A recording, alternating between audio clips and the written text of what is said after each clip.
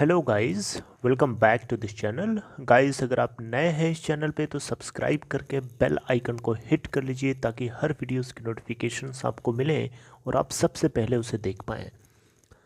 Future Reliance deal की latest updates अभी तक क्या हैं, राइट? आप ज़रूर ढूंढ रहे होंगे, मैं आपको बिल्कुल बताऊंगा।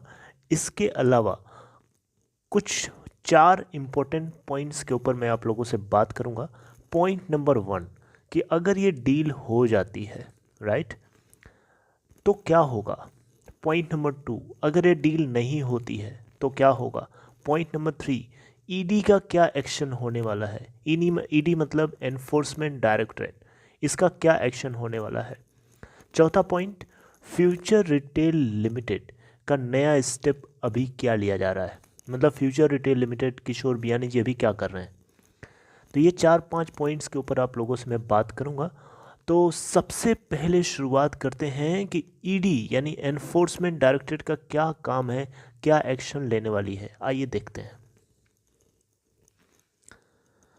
ओके, तो सबसे पहले अगर आप देखें तो यहाँ पे ईडी की जो टीम है अमेज़न के खिलाफ, अमेज़न के अगेंस्ट प्रोब शुरू करने जा रही है। बेसिकली ये बात निकल के आती है कॉमर्स मिनिस्ट्री की तरफ से, राइट। इन्होंने एक नेसेसरी एक्शन ढूंढा है, नेसेसरी एक्शन चलाना सोचा है ई कॉमर्स जायंट्स जैसे कि अमेज़न और फ्लिपकार्ट दोनों के साथ। सिर्फ अमेज़न के साथ ही नहीं हो रहा है, आपको नोटिस करना चाहिए फ्लिपकार्ट भी इस लाइन में लगा है। एक्चुअली आप लोगों को ये चीज़ पहले से पता है कि दिल्ली हाई कोर्ट के अंदर जो मुक्ता गुप्ता सिंगल जज थी, उन्होंने अमेज़न को रोका नहीं था कि वो हायर अथॉरिटीज़ को अप्रोच करे फ्यूचर रिलायंस की डील को रोकने के लिए। लेकिन एक बात उन्होंने साफ साफ बोला था कि फ्यूचर अमेज़न जो है, जो ये डील कर रहा है, ये FEMA यानी FDI यानी फॉरेन डायरेक्ट इन्वेस्टमेंट के अगेंस्ट हो सकती है।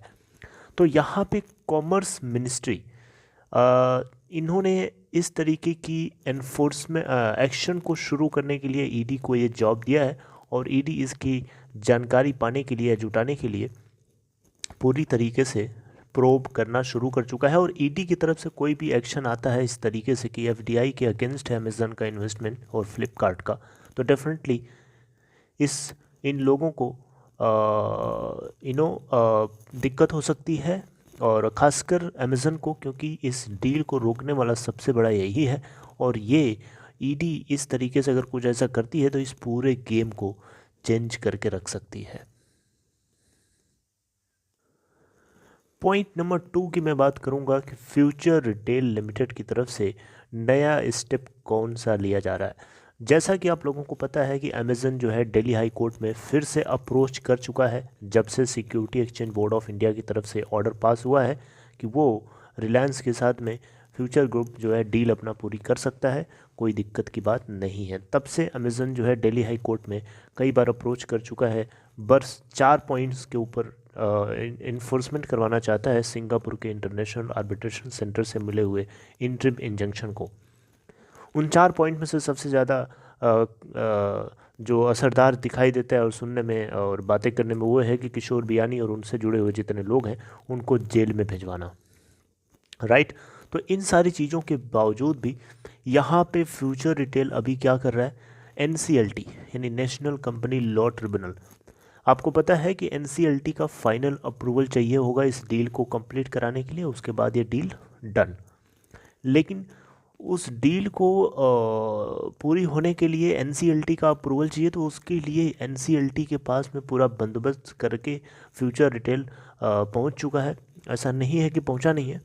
और ताकि इन बीच में इस डील को पूरी से जो जल्दी से पूरी कर मतलब अप्रूव करा दिया जा सके, राइट। और बाद में कुछ सिचुएशन इमर्ज भी होती है तो ईडी है या फिर बहुत सारी चीज़ें हैं जो अमेज़न को या उसको टैकल करी जा सकती हैं, राइट। तो यहाँ पे 24,731 करोड़ की इस डील को पूरी कराने के लिए लीगल तरीके से अपने और अथॉरिटीज़ से परमिशन पाने के बाद NCLT के पास अमेज़न जो है अपनी इस डील को पूरी कराने के लिए पूरी तैयारी में लग गया है या वहाँ पे पहुँच चुका है, अप्रोच कर रहा है।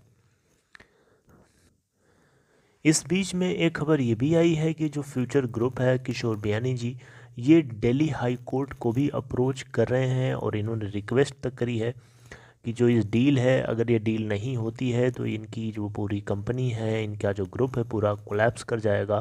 फ्यूचर रिटेल लिमिटेड के लिए, फ्यूचर ग्रुप के लिए रिलायंस इंडस्ट्री एक बढ़िया पार्टनर है और एक सेटिस्फैक्ट्री पार्टनर है। सारी चीज़ें उनके साथ बैलेंस्ड हो रही हैं, इक्वेट हो रही हैं। अगर इस डील को रोका जाएगा तो फिर डेफिनेटली फ्यूचर ग्रुप के लिए ही नहीं बल्कि जितने उसके स्टेक होल्डर्स हैं या फिर जितने उनके अंदर एम्प्लॉयज़ हैं जो काम करते हैं, उन सभी के लिए दिक्कत वाली बात हो सकती है। तो ये इस डील को होते हुए देखना चाहते हैं और इनका मेन इंटेंशन है कि ये डील रोकी ना जाए।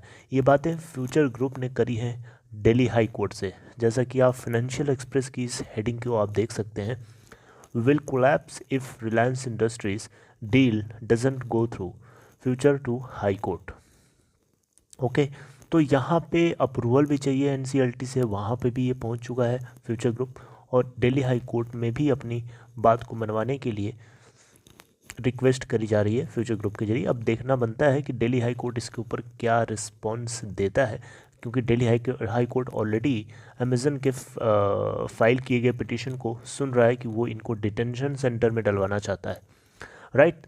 तो अभी इस बीच में दिल्ली हाई कोर्ट में क्या चल रहा है उसको मैं आपको बताना चाहूँगा। अभी जैसा कि मैंने आपको अपडेट किया था कि फ्यूचर ग्रुप जो है, जो अमेज़न है बेसिकली, वो अपनी बात को मनवाने के लिए दिल्ली हाई कोर्ट में पिटीशन फाइल कर चुका है और उसके ऊपर बातें चल रही हैं। आज भी डिस्कशन हुआ है, लेकिन आज की जो हियरिंग रही है उसका जो अभी कंक्लूजन नहीं आया बेसिकली, और वो कंक्लूजन जो है नेक्स्ट मंडे, यानी कंटिन्यूअस ये हियरिंग होने वाली है। लेकिन अब सैटरडे संडे 2 दिन नहीं होगी, लेकिन नेक्स्ट मंडे को कंटिन्यूअस होने वाली है, राइट। तो अभी इसका कंक्लूजन पॉइंट नहीं निकला है, लेकिन कंक्लूजन निकलेगा बहुत जल्दी ही। ओके, तो ये बातें हैं जो आपको पता होनी चाहिए। अब हम बात करते हैं नेक्स्ट पॉइंट की। चलो मान लेते हैं कि फ्यूचर ग्रुप की जो रिलायंस के साथ डील है हो जाती है। उस केस में क्या होगा? उस केस में ये होगा कि इनके जो इतने कर्जे हैं, राइट, जितने कर्जे हैं मतलब इनके 24,713 करोड़ रुपए में से जो डील है, इस डील में से 12,000 करोड़ रुपए के आसपास का सीधा सीधा डेट है और उसके बाद जो अमाउंट है उसमें भी 3 से 4,000 करोड़ के आसपास का इनका डेट है FEL यानी फ्यूचर एंटरप्राइज लिमिटेड से जुड़े हुए। और इसके अलावा बहुत सारे एम्प्लॉयज़ की सैलरी देनी है और बहुत सारा एक्सपेंसेस होता है। तो इन सारी चीज़ों को मैनेज करने के लिए, इसके अलावा एम्प्लॉयज़ को प्रॉपरली बनाए रखना एक बहुत बड़ी बात है और बहुत बड़ा काम है। तो इन सारी चीज़ों के लिए खर्चे चाहिए होते हैं और उसके बीच में ये जो पूरा प्रोसेस चल रहा है, जो एक्सपेंडिचर है, कॉस्ट है, वो भी इन्हीं को बेयर करनी है। तो यहाँ पे बहुत सारी चीज़ें हैं जो अगर ये डील हो जाती है तो बहुत अच्छी बात होगी, इसके स्टेक होल्डर्स के लिए बहुत अच्छी बात होगी। लोगों का भरोसा जगेगा, लोगों का विश्वास बना रहेगा। लोग, इनका बिज़नेस जो है रिलायंस इंडस्ट्री के जो आर्म है रिलायंस रिटेल वेंचर लिमिटेड, उसके ज़रिए कंटिन्यूस चलता रहेगा।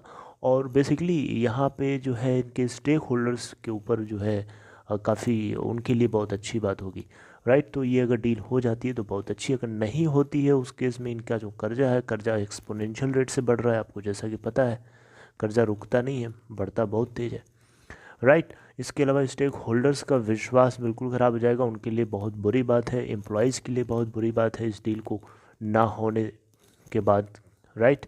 तो देखते हैं, सिचुएशन जो है चेंज हो सकती है, ऐसा नहीं है कि डील होगी नहीं, हो भी सकती है, इसके भी चांसेस है, क्योंकि ED एनफोर्समेंट डायरेक्टरेट जो कि आपको सेंट्रल प्रोब एजेंसी है, ये इसके ऊपर लग चुकी है। और डेफिनेटली जब दिल्ली हाई कोर्ट इस बात के ऊपर अपनी बयानबाजी कर चुका है कि फ्यूचर अमेज़न जो है इस डील को इस फ्यूचर कूपन के अंदर जो 49% स्टेक एक्वायर करके बैठा है वो FDI और FEMA के अगेंस्ट है, तो definitely central probe agency ED भी इसके ऊपर अपना कंक्लूजन इसी डायरेक्शन में निकालेगी, जिसको लेकर के डेफिनेटली यहाँ पे अमेज़न को दिक्कत हो सकती है, राइट।